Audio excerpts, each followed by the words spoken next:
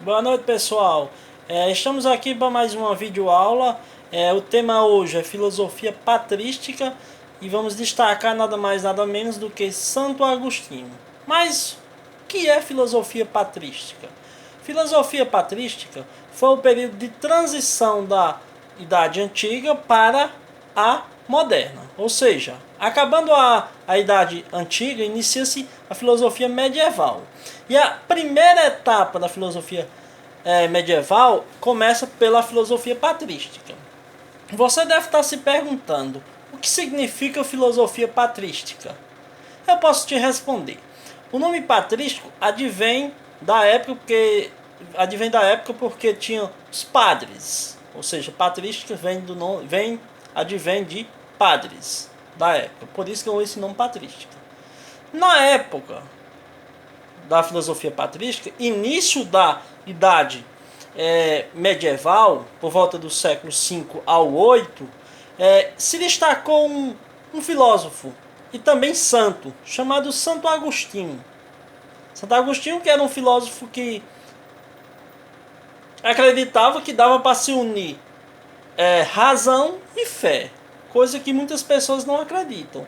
Acha que a razão é um caminho totalmente separado da fé, mas Santo Agostinho acreditava nessa versão.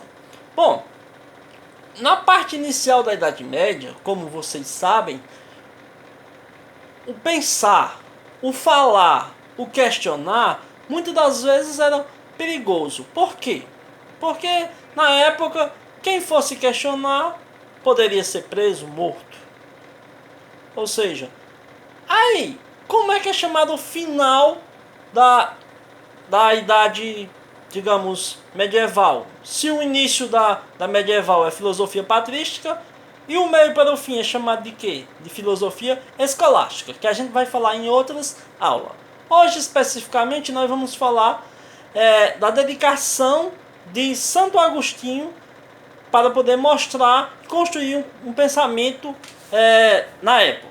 Mas aí você pode estar se perguntando, Santo Agostinho, como era ele antes de ser santo? Se você não sabe, Santo Agostinho era um cara normal, vivia, não professava o nome de Deus, não vivia no mundo mundano, vivia por viver. Aí, se você pegar alguns livros falando sobre Santo Agostinho, você vai ver duas etapas da vida de Santo Agostinho. Antes de ser santo e depois de ser santo. Se você for ver como era que ele vivia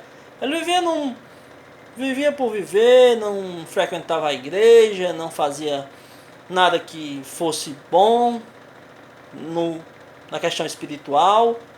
A partir do momento que Santo Agostinho passa a ser, digamos, santo, ele se torna santo porque ele começa a se dedicar à igreja, começa a falar o nome de Deus, começa a pensar algo que é necessário nós também pensarmos.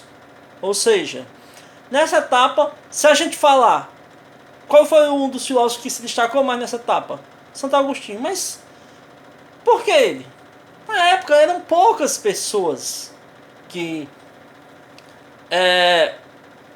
tinham coragem, que tinham liberdade de falar, questionar e falar alguma coisa. Ele se espelhava em alguém? Você pode me perguntar. No período da filosofia patrística, os filósofos, as demais pessoas se espelhavam em alguém? Sim. Ele se espelhava lá na Grécia Antiga. Qual o filósofo que ele se espelhava? Platão.